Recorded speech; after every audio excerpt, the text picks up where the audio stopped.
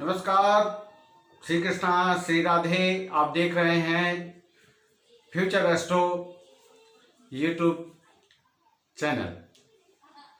हमें अपना प्यार देने के लिए चैनल को सब्सक्राइब कीजिए, जो अलार्म बटन है उसको दबाइए, जितना हो सके वीडियो को शेयर करना ना भूलिएगा। आते हैं विषय पर। आज चर्चा करने जा रहे हैं संतान सुख और संतान योग पर। आपकी कुंडली में संतान सुख पहला सुख है, जो सबसे बड़ी प्रसन्नता होती है वंश की वृद्धि के लिए। हर माता पिता की इच्छा होती है कि हमारे घर में भी एक पुत्र रत्न की प्राप्ति हो। तो आज इसी विषय पर चर्चा करने जा रहे हैं, क्योंकि सबसे बड़ी खुशी पिता को इसी बात पर होती है जब पुत्र का जन्म होता है घर पर। पुत्र भय और पुत्र विवाहे, जब पुत्र का जन्म होता है और जब बेटे का विवाह होता है, तब सबसे बड़ी खुशी माता पिता को होती है। तो आज इसी विषय पर चर्चा करने जा रहे हैं, संतान योग और संतान सुख पर। पंचम भाव सूर्य, बृहस्पति और पंचमेश।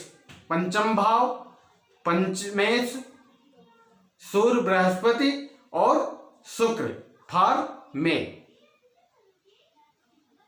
ये पुरुषों की कुंडली में स्ट्रांग होना बहुत जरूरी है। पंचम भाव पंचमेश, सूर्य, बृहस्पति और मंगल फॉर फीमेल। ये स्त्रियों की कुंडली में स्ट्रांग होना बहुत अनिवार्य है। इतना अनिवार्य है जैसे पूर्व दिशा से सूर्य का निकलना, तभी संतान सुख की प्राप्ति होगी। मित्रों, जब आपकी कुंडली में पंचम भाव पंचमेश, सूर्य, बृहस्पति और मंगल स्ट्रांग होगा स्त्रियों के कुंडली में, और पंचम भाव पंचमेश, सूर्य, बृहस्पति और शुक्र पुरुषों की कुंडली में जब स्ट्रांग होगा, तभी यह सुख की प्राप्ति होगी। यदि ऐसी स्थिति है, यदि ऐसा कुछ चल रहा है, अगर ऐसा कुछ हो रहा है, यदि आप दोनों पति पत्नी के जन्मांक में यह योग है, तो आपको 100% मैं कहता हूं, आपको संतान सुख की, पुत्र रत्न की प्राप्ति होगी। I hope you got two point. मित्रों, संतान के विषय में इतनी ठग विद्या इतना ज्यादा चल रही है कि हर जगह लूट मची हुई है। हर जगह आपको ज्योतिषी, तांत्रिक, मंत्र विज्ञान बेचने वाले, डॉक्टर, नीम हकीम, हर कोई लूट लूट करके डकार मार रहा है।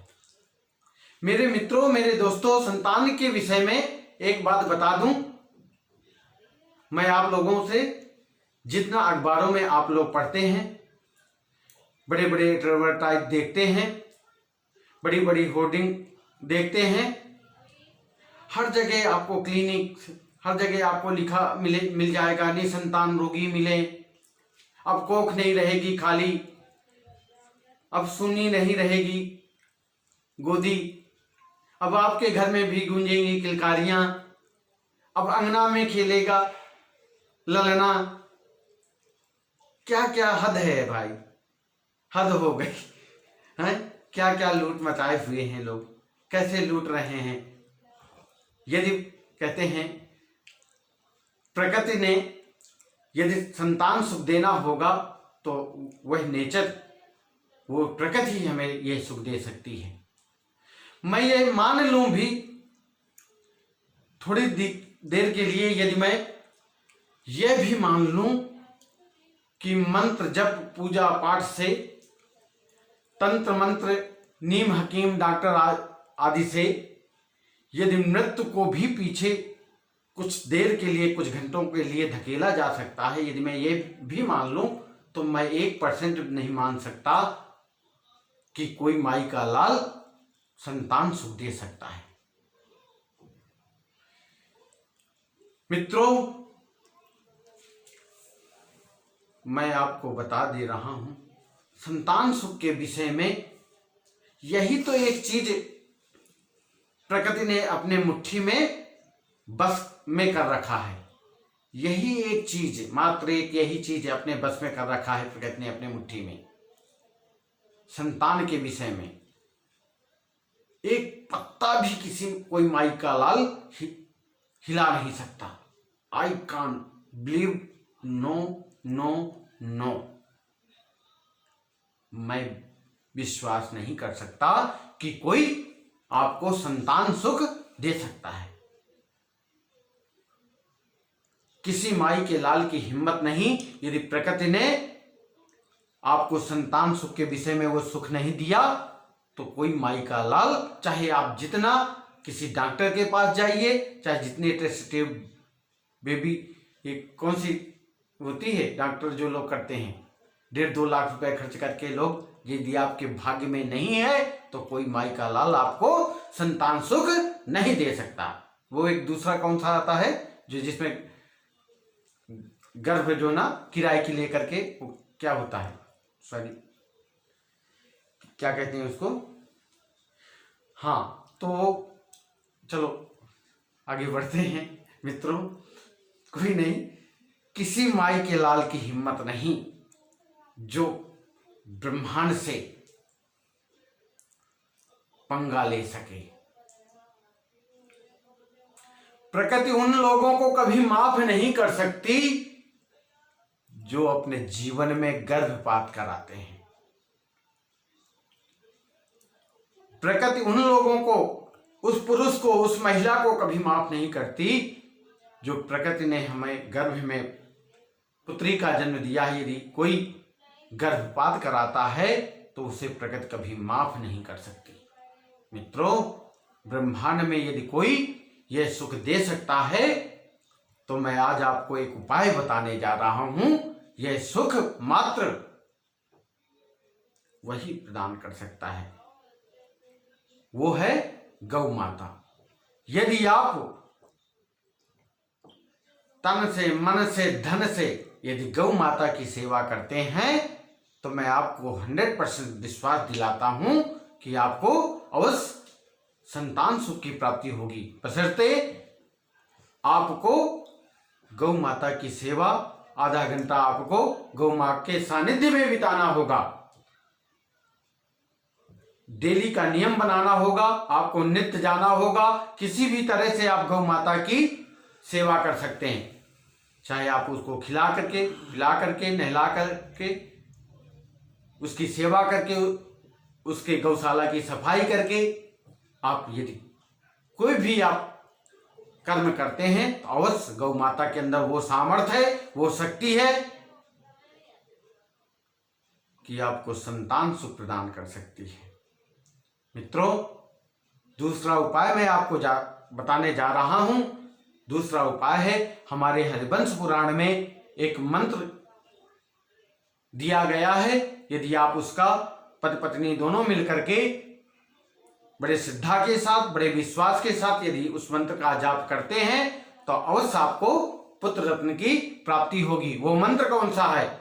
ओम देवकी सुत गोविंद वासुदेव जगतपते देहि में तनयम कृष्णम त्वामाहं शरणं गता।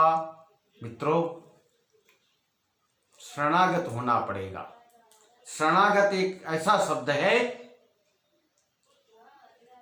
अब सौंप दिया इस जीवन का सब भार तुम्हारे हाथों में है, जीत तुम्हारे हाथों में है, हार तुम्हारे हाथों में। शरणागत होना पड़ेगा मित्रों, तभी आपको यह सुख, यह प्रकृति आपको प्रदान कर सकती है। यह सुख आपको प्रकृति दे सकती है। तो मित्रों, आपको शरणागत होना पड़ेगा। जब तक आप शरणागत नहीं होंगे, भगवान के शरण में नहीं पहुंचेंगे, तभी आपको संतान सुख की प्राप्ति होगी। संतान सुख मिलेगा। संतान सुख के विषय में देखिए, मैं आपको एक विषय में और चर्चा कर रहा हूं। द्रौपदी जब उसका चीरहरण हो रहा था तो 5 पति बैठे हुए थे, सर झुकाए हुए, सबको पुकार रही थी। अर्जुन, युधिष्ठिर, भीम, नकुल, सहदेव एक से एक के धनुर्धर बैठे हुए थे, एक से एक के गदाधारी बैठे हुए थे, पर कोई उठा नहीं, कोई उसकी लाज बचाने के लिए सम्मुख आया नहीं। मित्रों, पितामह, उनके पतियों के गुरु और उनके अग्रज भीष्म पितामह, गुरु द्रोणाचार्य सब बैठे हुए, सब देख रहे थे, तमाशा बन करके देख रहे थे। पर जब उसने देख लिया कि यह संसार का प्राणी बहुत स्वार्थी होता है, तो अंत में उसने परमात्मा को आवाज लगाई, उस बंसी वाले को आवाज लगाई, मुरलीधर को आवाज लगाई, तो वो नंगे पैर दौड़ते आते हैं। मित्रों, यही शक्ति है परमात्मा में। यदि आप श्रद्धा से, विश्वास के साथ परमात्मा के शरण में पहुंचते हैं तो ऐसी कोई चीज दुर्लभ नहीं जो आपको नहीं मिल सकती। पर तप के बल पर, इस संसार में जो कुछ भी मिलता है तप के बल पर मिलता है। आपको तप करना पड़ेगा।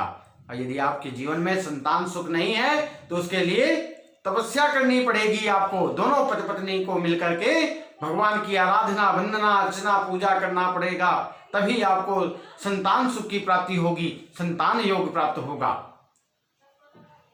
यदि आप गौ सेवा करते हैं, आप ठाकुर जी की, नारायण की सेवा करते हैं, तो अवश्य आपको पुत्र रत्न की प्राप्ति होगी।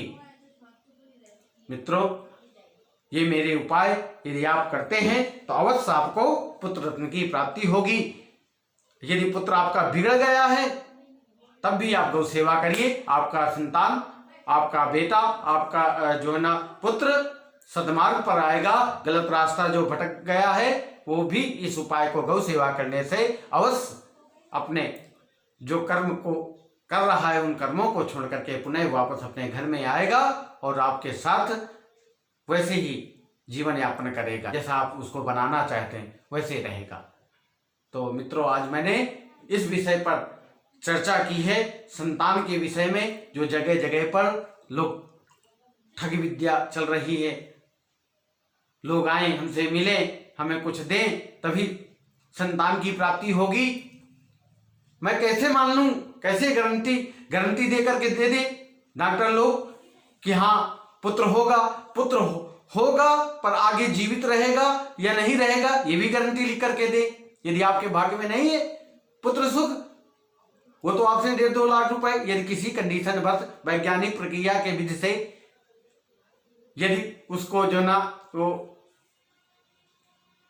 नर्सरी आदि के माध्यम से जो जैसे करते हैं धड़कने और ऑक्सीजन आदि की व्यवस्था करके यदि किसी तरह आपको पुत्र रत्न करा भी देते हैं, तो मैं कैसे मान लूं कि आगे आपको आपका पुत्र आगे जीवित रहेगा। इसके लिए परमात्मा की कृपा बहुत जरूरी है।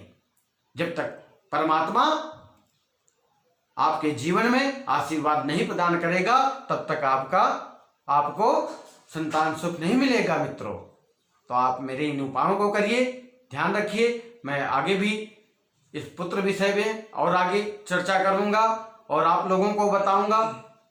तो मित्रों, यदि मेरा यह वीडियो आपको पसंद आया है तो आपसे आत्म निवेदन है, आप मित्र हैं, आप हमारा परिवार है, आपसे प्रार्थना है कि मेरे इस चैनल को सब्सक्राइब करिए यदि नए हैं तो, और ज़्यादा से ज़्यादा लोगों में शेयर करिए। मित्रों, मैं आपको नई नई जानकारियां दूंगा, नए नए उपाय बताऊंगा जिससे आप सारे सुख प्राप्त कर सकते हैं। मित्रों, मिलते हैं अगले वीडियो पर।